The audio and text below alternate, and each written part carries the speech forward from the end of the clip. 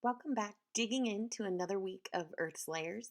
Last week we looked at the 5 layers of Earth: the lithosphere, which is made up of the crust and the rigid top layer of the mesosphere, the asthenosphere, the mesosphere or lower mantle, the outer core, and finally the inner core. We're going to spend this week focused on the lithosphere and the tectonic plates that make it up. Many of you have already heard of tectonic plates, perhaps in elementary school or even last year in social studies when you were talking about features of Earth. Tectonic plates are pieces of the lithosphere that move on top of the asthenosphere. Remember, the lithosphere is not only the crust, but also the rigid top part of the mantle. It's the very flexible nature of the asthenosphere that allows these plates to move so easily. The tectonic plates fit together like a jigsaw puzzle, very tightly fit. So any motion in one plate is going to cause it to bump into some other plate in another way. These interactions are what we're really going to be looking at today. First, let's not forget about our scientists that make this all possible. Our hero this week is a man named Alfred Wegener. Born in Berlin, Germany in the late 1800s, Wegener was a geophysicist and a meteorologist who was most well known at the time for his research on the climate, especially in polar regions. Not many people had explored a lot of the poles, and he was one of the first scientists to make some significant accomplishments there. He actually even died doing this research on his last expedition to Greenland in 1930. However, he also made some significant contributions to geophysics, or the science of the way Earth moves, by completing the hypothesis of continental drift. From his observations of the shapes of South America and Africa, the fossil and rock evidence found at those locations, he theorized that all of the continents were once one single landmass that actually broke up and drifted to their present locations. You can watch this video, click on the link to see more on Wegener's ideas and what we know about those ideas today. Wegener called this supercontinent Pangaea. Pan means all and geo means earth, so the whole earth was once together. Later in the week, you'll watch a video showing that, in fact, Pangaea was not our first supercontinent, but was most likely our most recent supercontinent. I love this little picture on the right. It says Pangaea, where the continents were cuddling. It didn't quite look like a heart. The picture on the left is a little more accurate, but it's cute. We have several pieces of evidence to support Wegener's bold ideas. The first is called seafloor spreading. This occurs at the bottom of the ocean floor where two oceanic plates are moving away from each other. As they do this, the crack in the earth is flooded with magma from below the surface, which quickly cools and solidifies. This forms a feature called a mid-ocean ridge. Over time, as the plates continue to separate and more magma flows up and cools, the ridge becomes larger and larger. These ridges are actually long chains of underwater mountain ranges. As you can see here, the seafloor, which is broken into two plates, is pulling apart. Look at those red arrows moving in opposite directions. We'll talk about the mechanism for that in a bit, but I want you to focus on the actual site of the break. If you look at that zoomed in portion of the picture, you can see how magma forms below Earth's surface and is seeping into those cracks and fills them in. When that hot melted rock hits the cool ocean water, it cools quickly to form new land. The new ocean floor is being created through this process. We'll see soon what happens on the other edge of this plate, where their interactions are causing more of a destructive force. But here at the mid-ocean ridges, a constructive or land-making event is happening. Here's a map here at the bottom with the major mid-ocean ridges drawn in red. You can see the largest of them all goes almost pole to pole in the middle of the Atlantic Ocean. It's aptly named the Mid-Atlantic Ridge and is the largest underwater mountain chain, clocking it at over 37,000 miles long. Pretty impressive. You can even see how this ridge would have pulled away South America from Africa, where it fits so nicely under that little bump.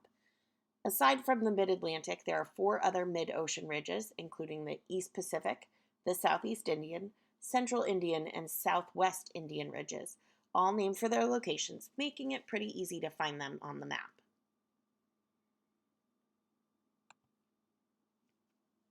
In addition to seafloor spreading at the mid-ocean ridges it creates, there's another piece of evidence to support continental drift hypothesis, something called a magnetic reversal.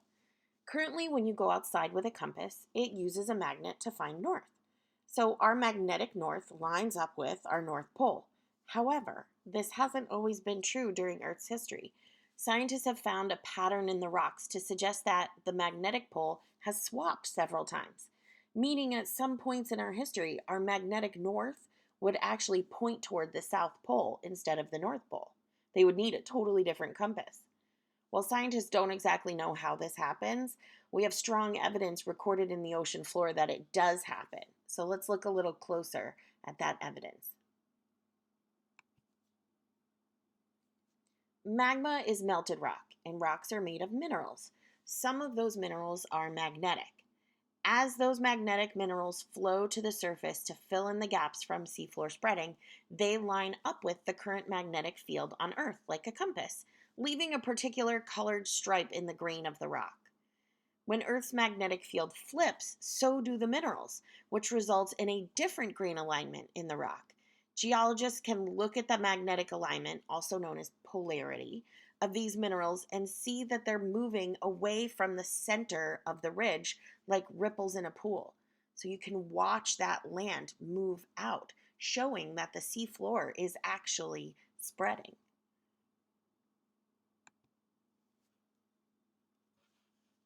So how are these giant plates of rock moving away from each other? What's the mechanism behind all this?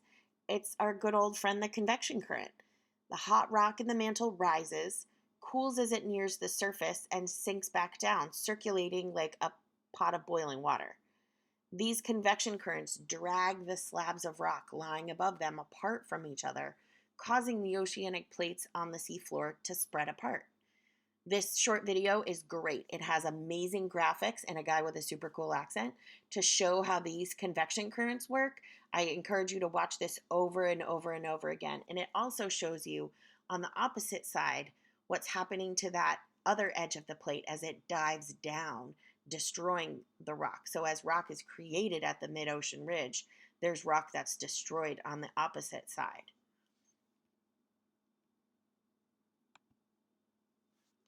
So now that we have evidence to support that Earth's plates are moving, let's take a look at the dozen or so major plates that cover the Earth. There are more than a dozen minor plates. These major plates are broken up into smaller pieces, but we're going to stick to just the majors for now. Some of these are oceanic plates, like the Pacific Plate, while others are continental, like the Eurasian Plate.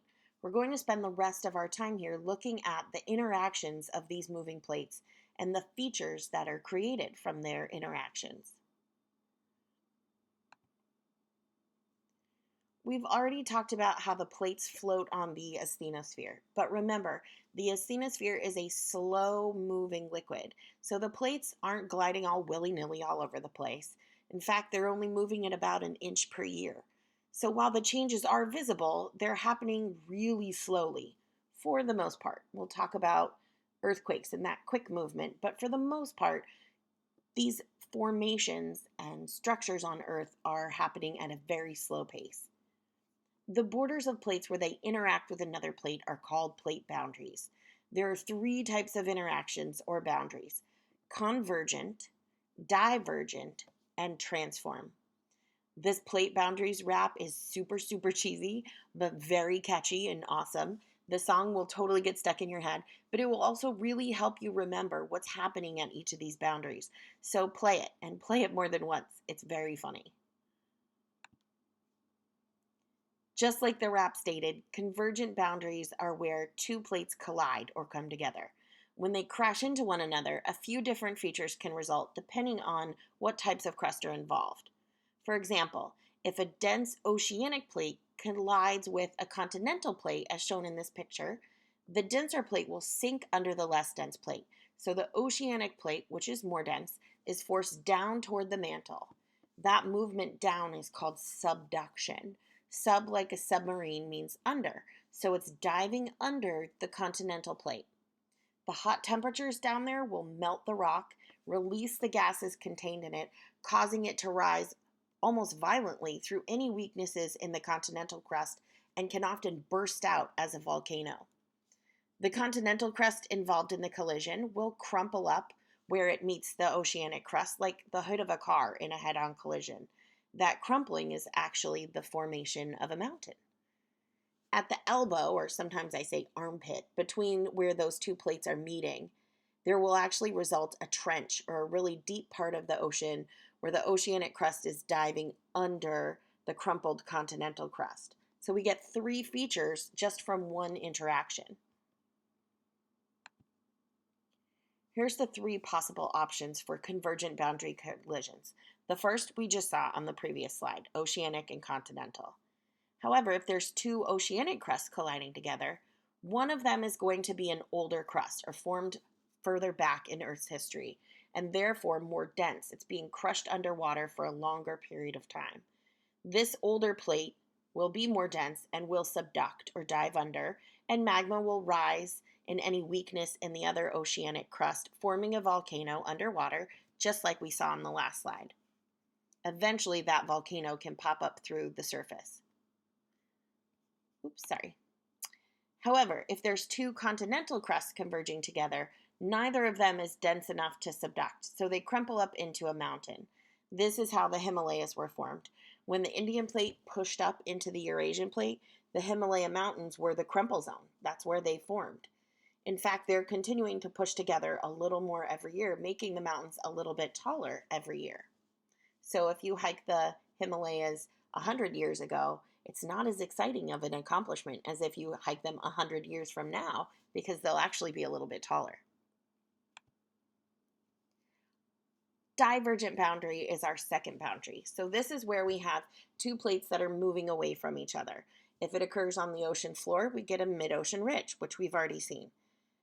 Wegener didn't know what a divergent boundary was, he just saw the evidence that it existed. However, divergent boundaries can also happen on the surface of Earth, like you see in the picture on the right. When the land cracks and moves away from each other, there's often a chunk left in the middle that no longer has support, so it drops down, forming what we call a rift valley. The photo on the right is a very famous rift valley called the Great Rift Valley in Kenya. The little brown strip down the middle of the picture is a road, to give you some sense of scale, and the cliff you see on the right side is actually the edge of a tectonic plate.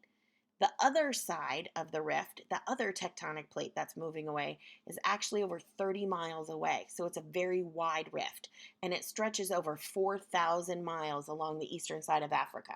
So now you get why they call it the Great Rift Valley. It's ginormous.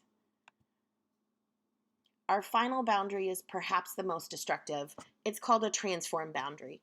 The prefix tran means across, so a transform boundary is where the edges of two plates slide across each other's surfaces in opposite directions.